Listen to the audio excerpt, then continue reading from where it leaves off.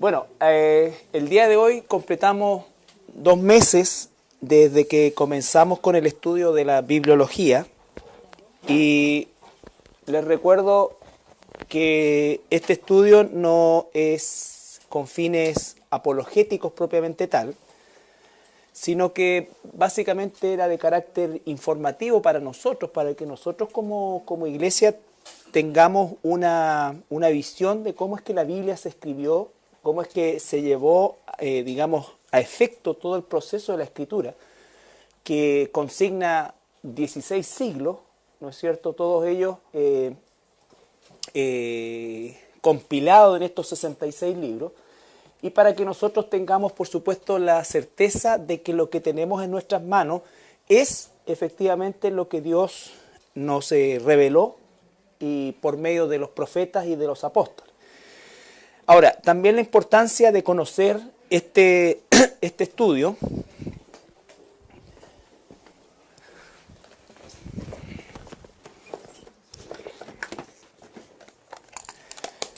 La importancia de conocer este estudio radica también en el hecho de que nosotros con esto tenemos aún más certeza, por ejemplo, referente a que no hay más revelaciones y que efectivamente la Biblia está completa. Vimos las consideraciones iniciales, los períodos, el proceso propiamente tal de la Escritura a través de la revelación, la inspiración y la iluminación, y terminamos la semana pasada de revisar lo que es el canon bíblico.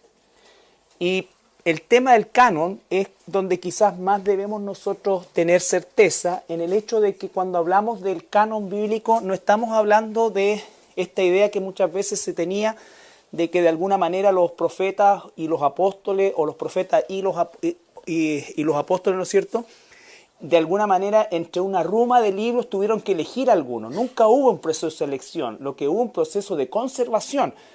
Los profetas en el Antiguo Testamento, los apóstoles en el Nuevo Testamento, siempre supieron y reconocieron lo que era inspirado y lo que no, ¿ya? Lo que hicieron ellos fue justamente proteger de el ataque, ¿no es cierto?, y el deseo de corromper la Escritura, ¿no es cierto?, a través de otros escritos que trataban de atribuirse esta concepción canónica. Cuando nosotros hablamos de canon, estamos hablando de libros inspirados por Dios, ¿ya? Hay mucha literatura alrededor, verdadera y falsa, ¿ya? No todo lo que está escrito fuera de la Biblia es falso. Por ejemplo, cuando veamos el tema del Nuevo Testamento, el canon del Nuevo Testamento, nos vamos a dar cuenta que durante los primeros 100 años, sobre todo de la iglesia primitiva, hubieron muchos escritos, muchas cartas de los padres de la iglesia a las distintas iglesias, pero ninguno de esos era de carácter canónico. Les pongo un ejemplo. Estos estudios bíblicos que nosotros preparamos son basados en la Biblia, pero no son canónicos. ¿Se entiende? Ya, el canon ya está cerrado. No son inspirados, corresponden ya a una revelación dada, corresponden a un trabajo sobre algo ya hecho, sobre algo ya entregado, ¿ya? Y por supuesto circulaba mucha literatura de carácter falso. El capítulo que vamos a ver hoy día, que es el número 5, tiene que ver con esta colección de libros que se les denomina apócrifos, ¿ya? Se les denomina apócrifo.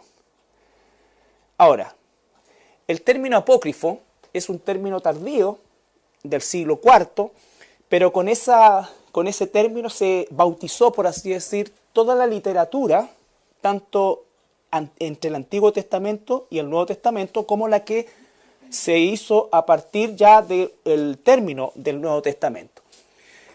Entre el libro de Malaquías, o entre el profeta Malaquías y Juan el Bautista, existieron 430 años llamados años de silencio, en los cuales se escribieron los apócrifos, ¿no es cierto?, que pertenecen al canon del Antiguo Testamento, o que pertenecen al periodo del Antiguo Testamento. La palabra apócrifo significa esconder, ocultar, escondido. Tiene siempre una connotación negativa. Siempre tiene una connotación negativa, ¿ya? El otro término que es importante que manejemos nosotros es pseudoepígrafos, que significa inscrito falsamente. Esto era muy popular en la época antigua, ¿no es cierto?, hasta que apareció por primera vez los conceptos de derecho de autor, en que cualquiera podía firmar como Judas, Mateo, escribía algo y para darle un grado de popularidad o para causar un impacto, le atribuían o lo firmaban con el nombre de alguien famoso, ¿no es cierto? Por ejemplo, se ha encontrado mucha literatura pseudoepígrafa a partir del año 200 después de Cristo, que con la firma, por así decir, de Platón, en fin, de filósofos también. O sea, la literatura bíblica no era la única que se falseaba de alguna manera, en circunstancias que los filósofos habían muerto siglos atrás, ¿ya? No es que se encontrara material de ellos, sino que se escribía en esa época material que se atribuía a haber sido escrito por ellos. Como lo vamos a ver, por ejemplo, con el famoso Evangelio de Judas, que fue escrito 500 años después de la muerte del mismo Judas, ¿no es cierto? Es un pseudoepígrafo. O sea, alguien le puso Evangelio de Judas, ¿ya? Y vamos a ver por qué no es ni Evangelio, ni lo escribió Judas. Entonces, la palabra apócrifo siempre tiene una connotación negativa a algo escondido, a algo oculto. En esos 400 años, llamados los 400 años de silencio, desde el punto de vista que Dios no habló por medio de ningún profeta al pueblo, se escribió mucha literatura, pero de ellas, estos 14 libros apócrifos son, ¿no es cierto?, los de mayor relevancia, podríamos decir nosotros. Carlito, pero eso tiene una connotación. ¿Se le da una connotación negativa o realmente son así? La palabra apócrifo tiene per se una connotación negativa y es la razón por la cual se les nombra a estos libros de esa manera. Porque en general tienen una connotación negativa, desde el punto de vista que, como lo vamos a ver, ¿no es cierto?, son de dudosa procedencia, no tienen veracidad histórica, salvo el libro de Enoc y parte de los libros de los Macabeos, que son los únicos que pueden tener alguna importancia o aporte desde el punto de vista histórico. Pero el resto corresponden a, básicamente, pseudoepígrafos, ¿ya? Vale decir que le colocaron el nombre de Judith, de Esther, o Eclesiástico, o Sabiduría de Salomón, pero que obedece más bien al género literario del misticismo griego, ¿ya? Del misticismo griego. Entonces, Enoc, Tobías, Sabiduría, Oración de Manasés, la Carta de Jeremías, 1, 2 y 3 de Macabeo, Eclesiástico, Baruch, Judith, Esdras, adiciones en griego al libro de Esther y de Daniel. Esto es el listado, 14 libros apócrifos que mayoritariamente fueron, entre comillas, relevantes y se escribieron en este periodo de 400 años, en los cuales no hubo profeta.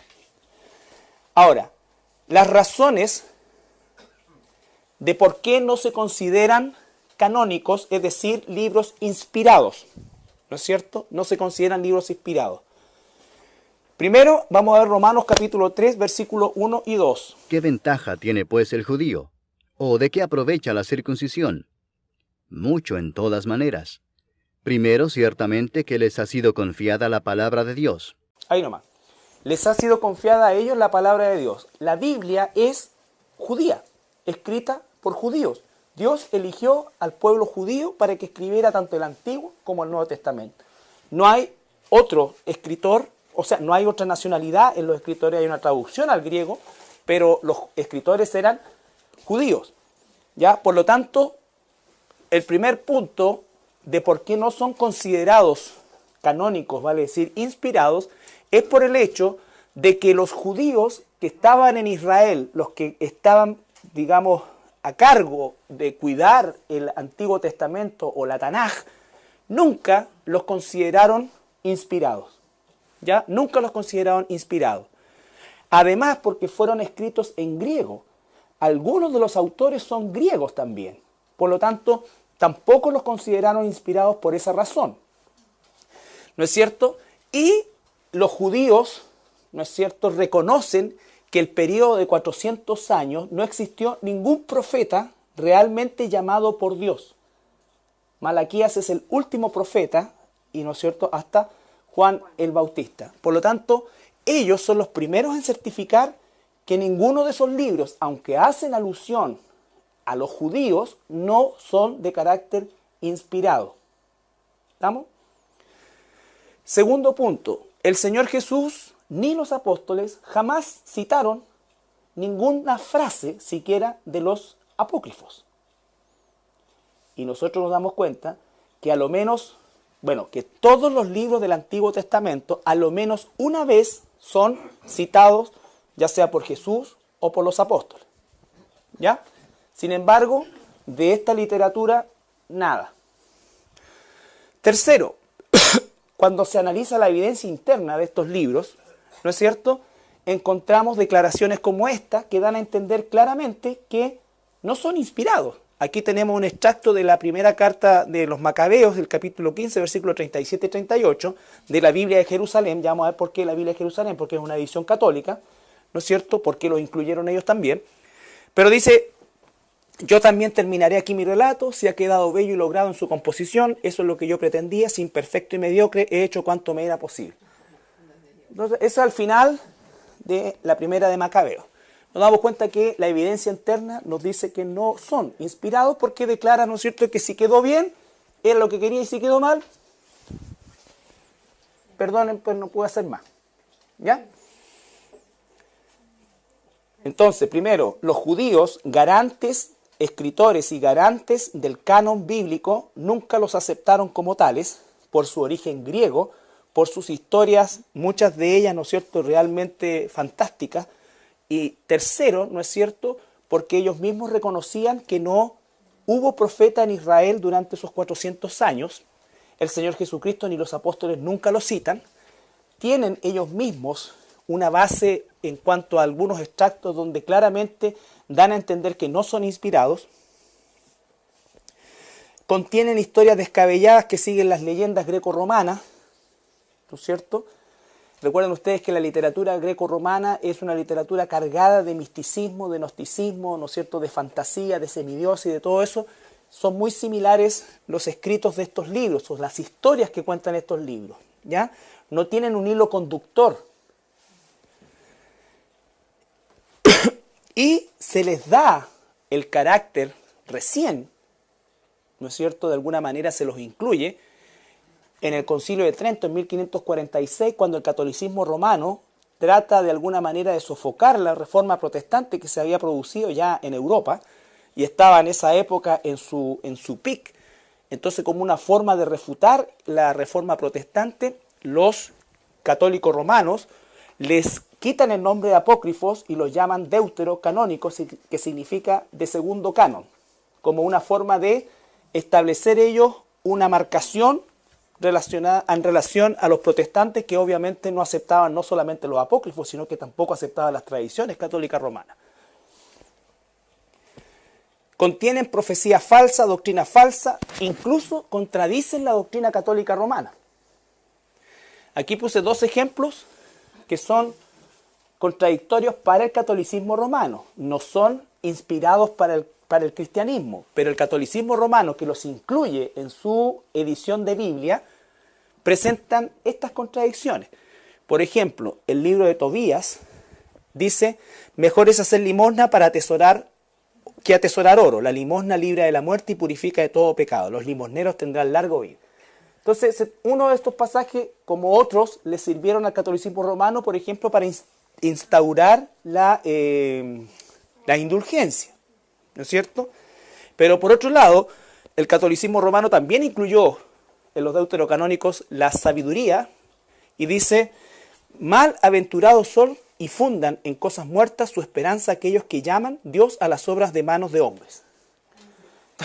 Entonces, ellos mismos que lo incluyen para favorecer su doctrina, se pegan la cola con otro, ¿ya? Entonces, pero ni lo uno ni lo otro es efectivamente de carácter inspirado, sino que son extractos tomados de estos libros, ¿ya? Entonces, por supuesto que esto no tiene nada que ver con el mensaje de salvación que nos muestra toda la Biblia. Y esto, si el catolicismo romano lo tomó como para rechazar la reforma protestante, se están ellos mismos, ¿no es cierto?, arrojando contradicción sobre ello.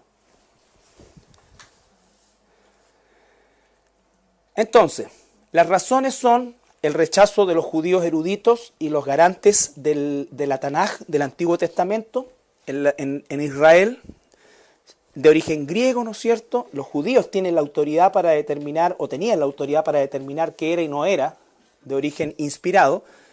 Jesús ni los apóstoles nunca los citaron, jamás. Tienen contradicciones internas respecto a su propia canonicidad o autoridad, y por lo demás nunca pretendieron ser inspirados. Nunca pretendieron ser inspirados, ¿ya? Entonces, solamente quiero que se queden con eso. Hay 14 libros apócrifos entre Malaquías y Juan el Bautista. 430 años que no hubo profeta en Israel que hablara realmente de parte de Dios. Mucha literatura escrita en ese tiempo, de esa literatura espuria, ¿no es cierto?, gran parte de ella, no canónica. Estos eran los que tenían mayor peso entre la falta de peso natural. Estos eran los que tenían mayor peso, ¿ya? Pero no eran inspirados, nunca. Ahora, ¿cómo es que llegaron los apócrifos a juntarse con la Biblia? Dígame. ¿Por qué aparece Esdras? Porque ese es un pseudoepígrafo. Claro, claro. Porque primero que nada es una terminación, es hecho en griego, ¿no es cierto? Y segundo, es una historia que contradice el libro original de Esdras, ¿ya? Y son cortitos, son adiciones en realidad. De hecho, hay primera, segunda, tercera de Esdras. Y primera y segunda y tercera no tienen nada que ver la una y la otra. Entonces, pero es este pseudoepígrafo, o sea, la gente firmaba como Esdras. O sea, si hubiese habido derecho a autor, se han preso todo eso. Como en el Nuevo Testamento, ¿ya? Pero es esa la razón. Ahora, la gente de la época, escúchenme, la gente de la época no tenía problemas con esto, ¿ya? No tenía problema con esto. O sea, todo el mundo sabía que efectivamente esos libros no eran ni de Esdras, ni de... Siempre se supo, no era una cosa que ellos empezaran a sospechar habrá sido de Esdras o no, porque cuando aparece, por ejemplo, los supuestos escritos de Esdras, Esdras lleva 300 años muerto. 300 años en el seno de Abraham. ¿Ya? Porque ¿cuándo ascendió Esdras al cielo? Cuando murió y resucitó Jesús. Exacto. Mientras tanto estaba en el seno de Abraham, junto con todos los santos del Antiguo Testamento. Entonces, ese es el tema. El tema se complica a finales del siglo XIX y principios del siglo XX y todo el siglo XX por el renacer que tuvo el gnosticismo y el misticismo, que empezó a reflotar todos estos escritos, ¿no es cierto?, para de alguna manera amparar sus doctrinas esotéricas. Esto es bien importante porque recuerden ustedes que nosotros, de alguna manera, nuestra imagen de Jesús, antes de conocer la Escritura, era una imagen en nuestra cabeza. En primer lugar, teníamos una imagen física de Él que era una falsedad, ¿no es cierto? Si alguno de la época del 70 vio a Jesucristo Superstar, pensaría que Jesús era como un hippie. Muchos pensaban que Jesús era un hippie. Otros pensaban después, en la década del 80, que era un guerrillero, tipo Che Guevara.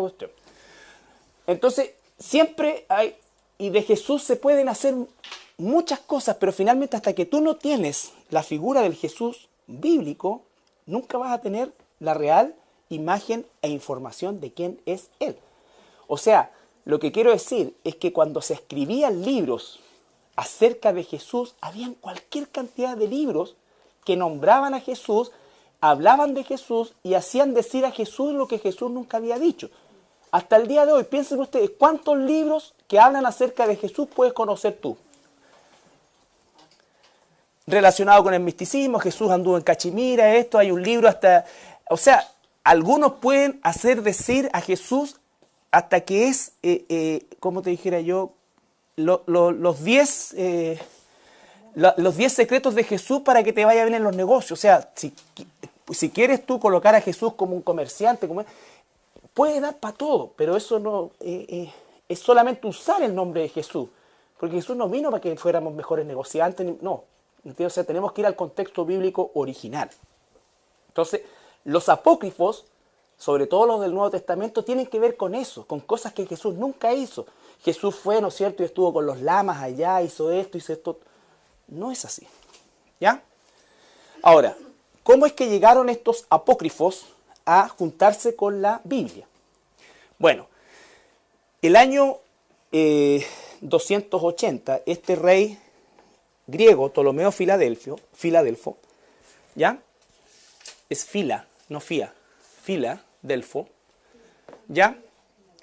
Tenía la biblioteca más grande del mundo en Alejandría, en el norte de Egipto, y él tenía la literatura de todo el mundo conocida en ese momento, menos una traducción al griego de la Biblia hebrea, o del libro de los hebreos. Y él pidió a Jerusalén, y Jerusalén le mandó 70 sabios escribas, quienes tradujeron, por primera vez hubo una traducción a otro idioma, del hebreo al griego. Y tradujeron también todos los libros, o toda la literatura, que circulaba en ese tiempo también en el imperio, que correspondían a estos apócrifos, ¿no es cierto? Entonces se incluyeron dentro de la literatura hebrea, los apócrifos, pero nunca se consideraron inspirados. Entonces la versión que sale de estos 70 es la famosa Septuaginta. La Septuaginta tiene agregado, no todos, algunos de los libros apócrifos que nombramos recién, pero los tiene agregado como un suplemento aparte. No los considera ni los consideró nunca canónicos. ¿Se entiende? Era parte de la traducción y del trabajo que hicieron estos 70. ¿Ya? Entonces, eso es cómo es que llegaron a juntarse estos apócrifos con la Biblia. Y ahí empezaron a circular todos en el idioma común, que era el griego. Ahora, recién el catolicismo romano los agrega en 1546 a su canon, o sea, 15 siglos después, ¿no es cierto?, el catolicismo romano los agrega y les da el título de deuterocanónicos, siendo que nunca fueron canónicos. ¿Me doy a entender? No. ¿Estaban en la Biblia hebrea? En la Septuaginta, no en la Biblia hebrea. En la traducción del hebreo al griego. Esa es la Septuaginta. Ahí recién aparecen estos libros asociados con la Biblia. Pero en la versión hebrea original nunca estuvieron.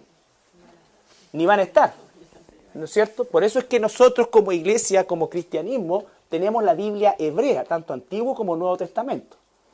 Porque es justamente la canónica, la inspirada. Estos libros aparecen asociados en esa traducción, pero como un apéndice, ¿no es cierto?, de literatura hebraica, no de literatura inspirada. Los traductores, el mismo Ptolomeo y todo eso sabían que no eran inspirados y nunca los reconocieron. ¿Cómo? Claro, la versión de los 70. Así se llama, la versión de los 70. ¿Ya? Esa se tradujo en Alejandría, el norte de Egipto. Ya.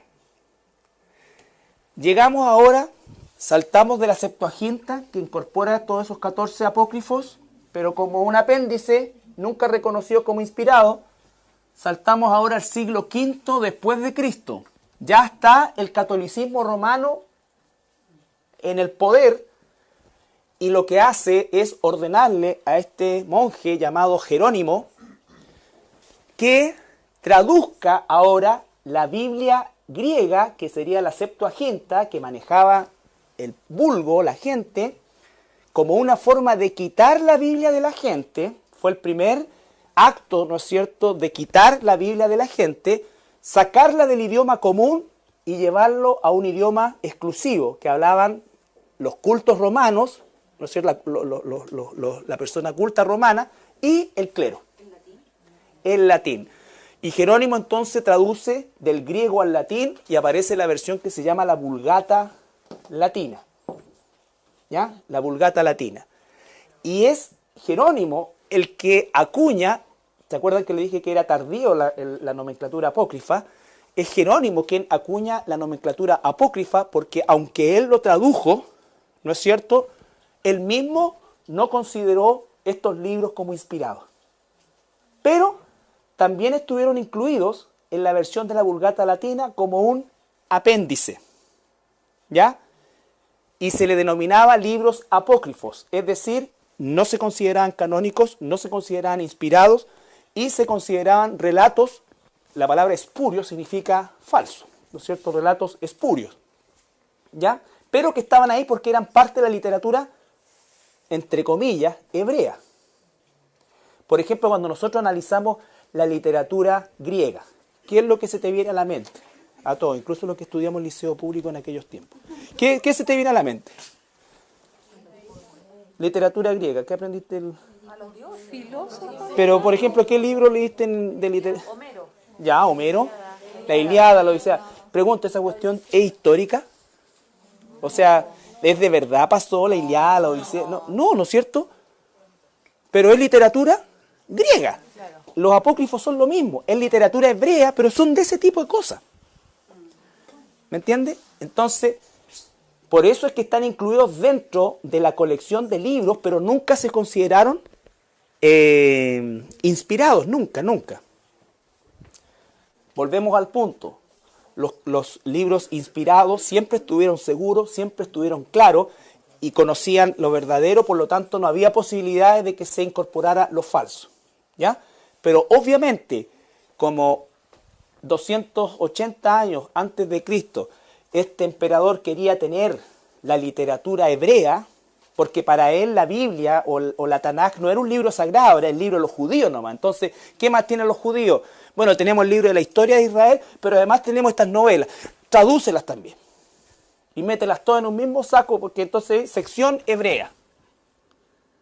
Y después eso se traspasó a la Vulgata Latina. Dijeron, ¿dónde está la Biblia griega? Aquí está. Y tradujeron junto con los apócrifos también, incluidos. Pero a sabiendas que este era un apéndice. Jerónimo, ¿no es cierto?, acuña el término apócrifo ratificando que no eran libros inspirados. Ya. Entonces, durante 15 siglos, estos libros fueron considerados absolutamente espurios, no inspirados, no canónicos, de literatura anexa, mística, pero que tenía un origen dentro del concepto hebreo, por eso es que siempre iba a la cola de las traducciones. Cuando estalla la Reforma Protestante en Europa, una de las primeras cosas que se hace es traducir por primera vez la Biblia del latín al alemán. ¿Se acuerdan? Lutero traduce del latín al alemán. Y lo primero que hace es eliminar toda la literatura apócrifa, porque nunca se consideró canónica ni inspirada. Por lo tanto, la elimina. ¿Cómo responde Roma con esto? Llevando el Concilio de Trento, y uno de los puntos fundamentales fue no ratificar, porque nunca lo habían tenido. Siempre ellos mismos, desde Jerónimo en adelante, lo habían considerado apócrifo. Pero esta vez el Concilio de Trento, bajo la autoría del Papa, ¿no es cierto?, Clemente, que Clemente no tenía nada, ¿no es cierto?, declarar maldito, bajo anatema, a aquel que no considerara estos libros como inspirados también, y les colocó deuterocanónicos, que es la nomenclatura que sale hasta el día de hoy, en la versión de la Biblia de Jerusalén, la Dios habla hoy, la latinoamericana y otras Biblias que son de corte, ¿no es cierto?, de traducción católica. Y no metieron los 14, sino que solamente estos, ¿ya? Estos son los que aparecen en cualquier Biblia católica, no Biblia católica, en cualquier Biblia, ¿no es cierto?, de procedencia o de visamiento católico. Eclesiástico, Baruch, Tobías, Sabiduría, Judith, 1, 2 y 3 de Macabeo. ¿Ya? ¿Perdón? Claro, lo que pasa es que este es uno. Claro. Entonces, yo tengo una traducción de esto, o sea, una Biblia de esta. Obviamente están estos libros nomás, y aparecen como deuterocanónicos, ¿no es cierto? Les dan en el Concilio de Trento ese estándar que nunca tuvieron, que es absolutamente falso, pero como una forma de contrarrestar la reforma protestante. Que lo primero que hizo la reforma protestante, los reformadores, que a muchos de ellos les costó la vida, ¿no es cierto?, fue traducir la Biblia y eliminar no solamente los apócrifos, sino que todas las tradiciones de la religión católica también fueron eliminadas. ¿Ya?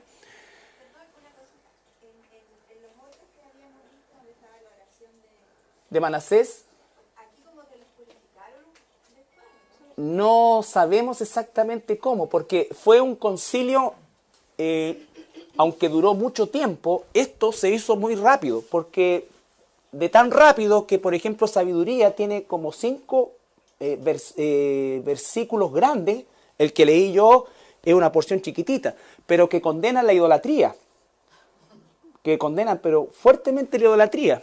Igual en el libro de Judith, ¿me entiendes? Entonces, no se sabe, no dice que no fue como un ejercicio de purificación, sino que yo creo que fue lo que tenían a mano.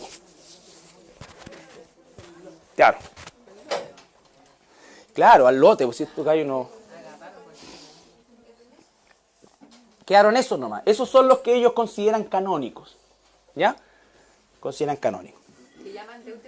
Que llaman ahora deuterocanónicos. ¿No es cierto? Que fueron de un segundo canon que se supone que el Concilio de Trento generó esta instancia, el segundo canon, de darles el carácter de oficial. Pero estamos hablando de 15 siglos después. ¿No es cierto? Y estos libros estaban disponibles desde el año 280 a.C., habiendo pasado por la traducción de la Vulgata latina, donde ahí podrían haberlos determinado supuestamente canónicos, pero no es sino hasta Trento y claramente en respuesta a la reforma protestante. ¿Ya? Eso es todo lo que tienen que saber de los apócrifos, que son hipócritas. También. De los apócrifos del Antiguo Testamento. Esto está súper filtrado, masticado, tratando de entregar lo menos, digamos, indigerible esto, pero es un proceso histórico que lo único que, o el mayor interés que tengo yo como pastor es que ustedes tengan tranquilidad de que cuando escuchen la palabra apócrifo no tengo idea. No, sino que sepan, ustedes tengan certeza que no deben tener miedo de nada, porque estas cuestiones nunca han sido, nunca jamás. ¿Ya? Nunca han sido. Y que fueron incluidos por el catolicismo romano 15 siglos después por una razón netamente política, si se quiere, pero nunca fueron ni siquiera por ellos mismos considerados inspirados. ¿Ya? Entonces, si les queda en mente eso, es suficiente, porque lo demás lo pueden encontrar como información sin mayores problemas, todavía. Ahora, los apócrifos del Nuevo Testamento sí que es una cuestión que era muy difícil de digerir, inmensamente enredado, porque aquí tenemos nosotros la explosión del gnosticismo y del misticismo, que tomaron, por así decir, toda la literatura apócrifa de la época neotestamentaria. Ya en el tiempo de los apóstoles, recuerden ustedes, el gnosticismo y el misticismo se estaban introduciendo a tal punto que Juan, ¿qué era lo que decían los místicos y los gnósticos? ¿Se acuerdan que Jesús no había venido en cuerpo físico real porque lo físico es malo? Entonces Jesús tenía que haber sido una especie de espectro y no verdaderamente un hombre. Y Juan ya está rebatiendo eso, ¿no es cierto? Por lo tanto, esto siguió en el tiempo. Y hay más de 50 o alrededor de 50 libros escritos, ¿no es cierto?, con autoría pseudoepígrafa, que se reconocen dentro de toda la vasta literatura que hubo en esa época. Pero la gran mayoría de estos 50 que se reconocen son solamente fragmentos. Fragmentos, ¿ya? Los evangelios apócrifos son historias todas, al igual que los del Antiguo Testamento, son no comprobadas. Y obviamente la palabra evangelio, ¿no es cierto?, al igual que hoy, causaba sensación, vendía, ¿no es cierto?, aunque hubiese sido escrito 200 años después del último evangelio. Y si esa autoría era falsa, había que demostrar que era falsa, pero en el intertanto no había condena, no había nada. Cualquiera podía poner, ¿no es cierto?, el Apocalipsis de Pedro, escrito 300 años después que Pedro murió. ¿Ya? Se usaba siempre el nombre de un apóstol famoso o algún cercano a ellos para tener acreditación por parte de la gente, ¿no es cierto? Por ejemplo, cuando salió, para que vean ustedes que el efecto es exactamente el mismo que produce en nuestros tiempos, cuando salió el Código Da Vinci y se habló de un evangelio de Judas, la gente picó y este profesor de inglés, ¿no es cierto?, que antes de ese libro que escribió ganaba, no sé, tal cantidad de plata, se hizo multimillonario. Le pegó el palo al gato. Cinematográficamente. Pero historiográficamente es un desastre. Es un desastre. Y el problema es cuando canales como el National Geographic toman eso y hacen un programa en el cual le dan un carácter histórico al Evangelio de Judas en circunstancias que es absolutamente ridículo e insostenible. Pero también vende. Entonces, no crean que porque es el National Geographic o el Discovery o el History Channel, es verdad. O sea, hay una serie de cosas que son francamente ridículas. De partida, cuando hablamos del Evangelio de Judas, ese evangelio fue encontrado en el año 1970, ese libro fue encontrado en el año 1970. Pertenecía a la secta gnóstica de los cainitas. La secta gnóstica de los cainitas adoraban a Caín y tomaban todos los personajes bíblicos y los daban vuelta. O sea, Judas era bueno. Caín también era bueno. ¿Me entiendes? Adoraban a todos los personajes, ¿no es cierto?, de la Biblia, y los Esaú, pan de Dios. ¿Se dan cuenta? Entonces, esta secta de los cainitas era la que tenía este famoso evangelio de Judas, que fue escrito 390 años después de la muerte del mismísimo Judas. ¿Ya? Arqueólogos, el año 1970. Encontraron esto, encontraron la guarida de los cainitas. Y ahí encontraron esto. Y la datación de esto es entre 390 y 500 años después de la muerte de Judas. ¿Qué sabemos nosotros de la historia de Judas Iscariote después que entregó a Jesús? Devolvió las monedas. Y se suicidó. ¿No es cierto? Pregunta, entre que entregó las monedas y se colgó, escribió el Evangelio. ¿O lo tenía escrito de antes? No sé. Entonces, ¿cómo es? Ahora, el National Geographic le pone color, que esto fue quitado porque no le convenía a la iglesia. El catolicismo romano juega al espía y al contraespionaje, ¿no es cierto? Ellos mismos son los malos, ellos se persiguen a ellos mismos. O sea, tienen el poder de todo. Es insostenible históricamente esto. La historia que cuenta, obviamente, termina esto diciendo que Judas, junto con Jesús, están en el cielo ambos, casi en la misma posición, porque ambos cumplieron la misión para la cual el Señor los había llamado. Uno era traicionar y el otro era morir. Y eso suena a los oídos del mundo lógico. ¿No es cierto? Claro. O sea, por eso es que cuando hablamos nosotros de la elección y pensamos en Judas, no sabemos cómo explicarla, pero es real. Dios lo eligió para perdición. Y dice, ¿no es cierto?, que más le vale Jesús mismo dijo, más le vale no haber nacido al que me va a entregar. ¿Me entiendes? Entonces, contradice completamente la historia real, ¿no es cierto? Y después siglos después, un hombre habiloso lo toma, ¿no es cierto?, pesca un cuadro de Leonardo da Vinci, de partida dibujan a un Jesús asexuado, porque era la tendencia del Renacimiento. La tendencia del Renacimiento eran figuras humanas, pero asexuadas, es decir, eran hombre y mujer, un poco como pasa hoy día. ¿Ya? Entonces aparece este Jesús, ¿no es cierto? Con su pelito medio crespito, vaya carita de colita, ojitos celestitos, ahí, ¿no es cierto? Y aquí una sombra que viene y dice que es María Magdalena. Este cuadro pintado en el 1700, ¿cómo puedes saber si es alguien? Y de partida en una mesa, ¿no es cierto? Como se sentaban en la Edad Media, no como se sentaban en el tiempo de Jesús y hasta el día de hoy en Oriente, se sientan en el suelo, colocan y las cosas están ahí en el medio. Pero bueno, y todo eso la gente no hace ninguna, no, y le da, y le da, y le da, y empieza. ¿Por qué? Porque a la gente le gusta eso, le gusta eso. La tumba oculta de Jesús, éxito de venta. ¿Cómo dejar de mentir? Nadie lo compra. ¿No es cierto?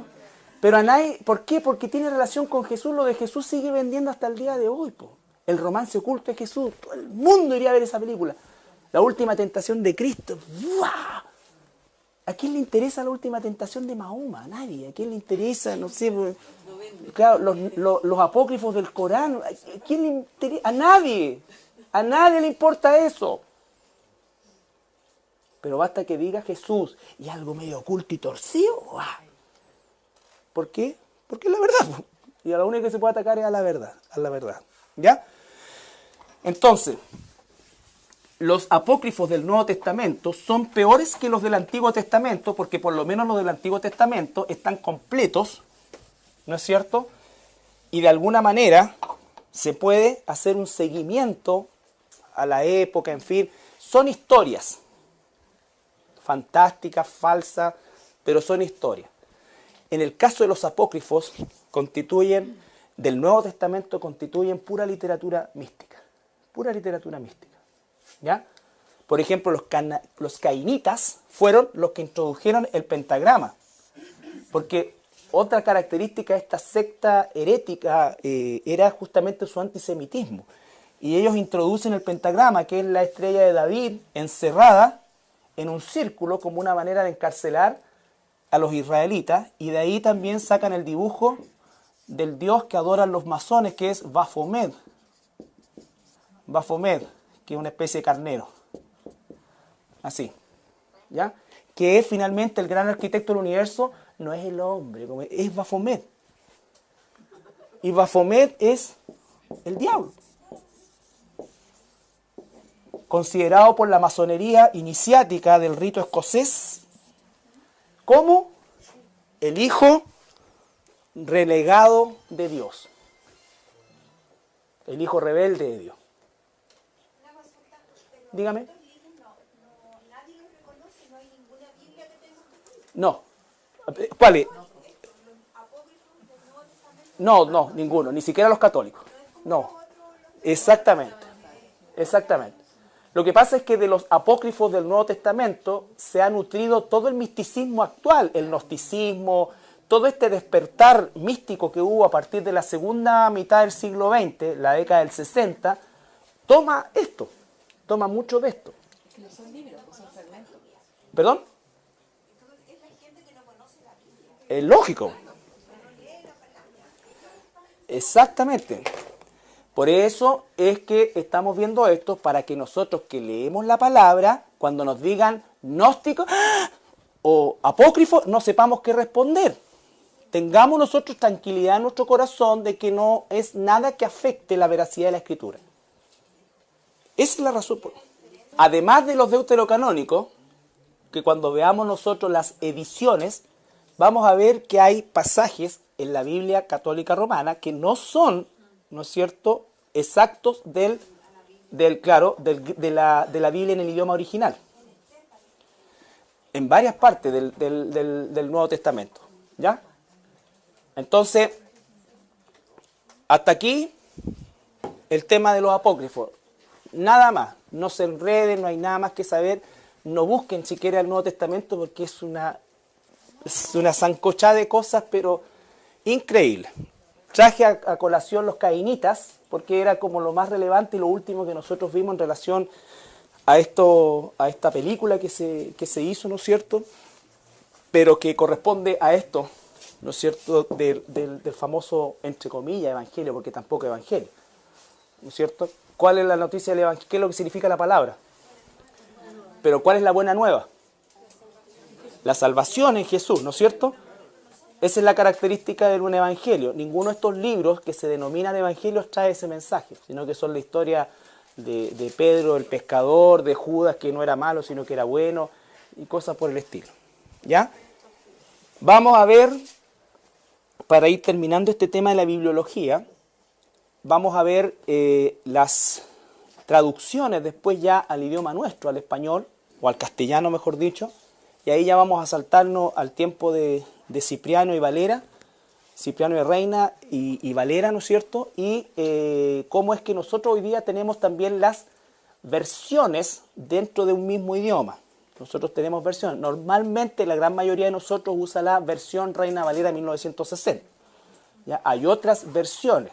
Entonces también es importante que cuando nosotros analicemos versiones, también sepamos que la traducción o la actualización idiomática también hace que se pierdan muchas veces información de palabras clave.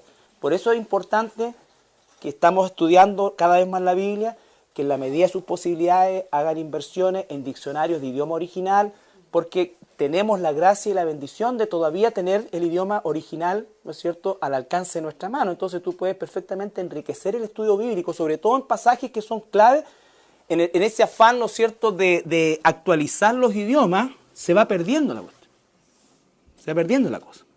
Entonces, y usamos normalmente la Reina Valera nosotros porque es como lo más cercano desde el punto de vista del español a lo que era el idioma original. Ya después las otras versiones han venido haciendo más familiar para nosotros el idioma, pero perdiendo de vista también mucho del contenido de la palabra en sí. Además que hay palabras en el idioma hebreo que no tienen traducción al español ni al griego, y palabras griegas que no tienen traducción al idioma español. Bien, espero que se hayan entretenido.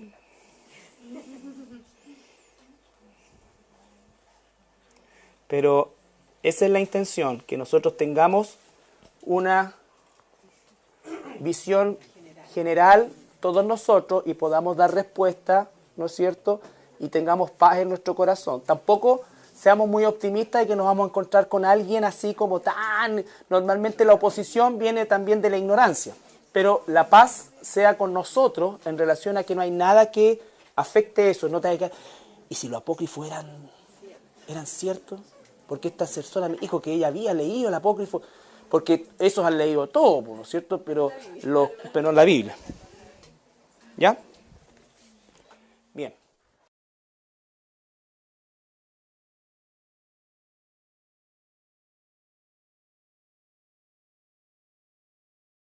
Circunstancias que los filósofos habían muerto siglos atrás, ¿ya?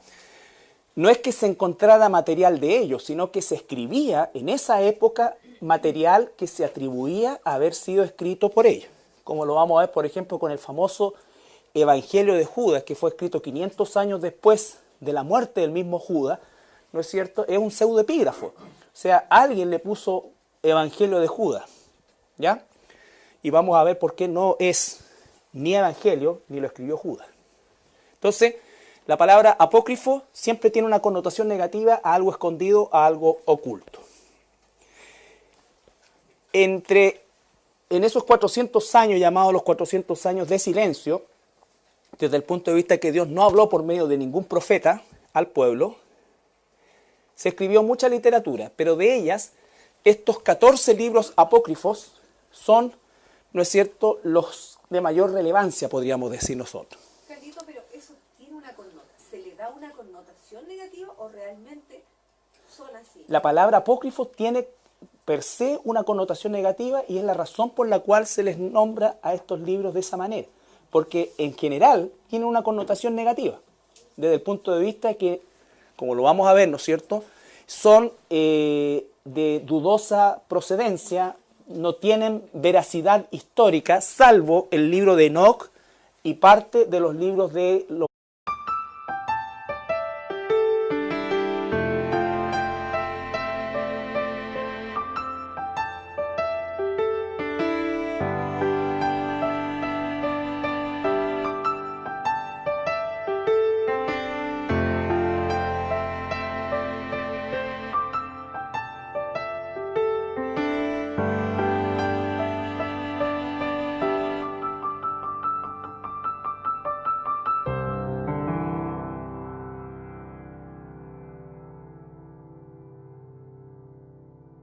Bueno, el día de hoy completamos 2 meses desde que comenzamos con el estudio de la bibliología y les recuerdo que este estudio no es con fines apologéticos propiamente tal, sino que básicamente era de carácter informativo para nosotros, para que nosotros como iglesia tengamos una visión de cómo es que la Biblia se escribió, cómo es que se llevó, digamos, a efecto todo el proceso de la escritura, que consigna 16 siglos, ¿no es cierto? Todos ellos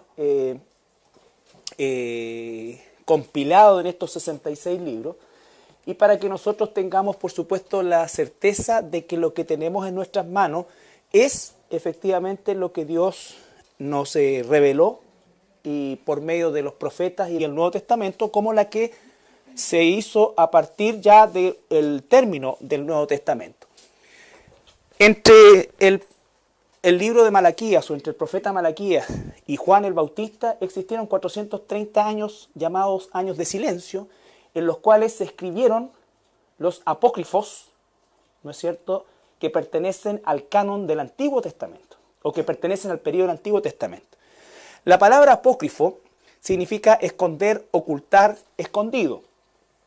Tiene siempre una connotación negativa. Siempre tiene una connotación negativa, ¿ya? El otro término que es importante que manejemos nosotros es pseudoepígrafos, que significa inscrito falsamente. Esto era muy popular en la época antigua, ¿no es cierto?, hasta que apareció por primera vez los conceptos de derecho de autor, en que cualquiera podía firmar como Judas, Mateo, escribía algo y para darle un grado de popularidad o para causar un impacto, le atribuían o lo firmaban con el nombre de alguien famoso, ¿no es cierto? Por ejemplo, se ha encontrado mucha literatura pseudoepígrafa a partir del año 200 después de Cristo, que con la firma, por así decir, de Platón, de filósofos también. O sea, la literatura bíblica no era la única que se falseaba de alguna manera en sí de los apóstoles. Ahora, también la importancia de conocer este estudio.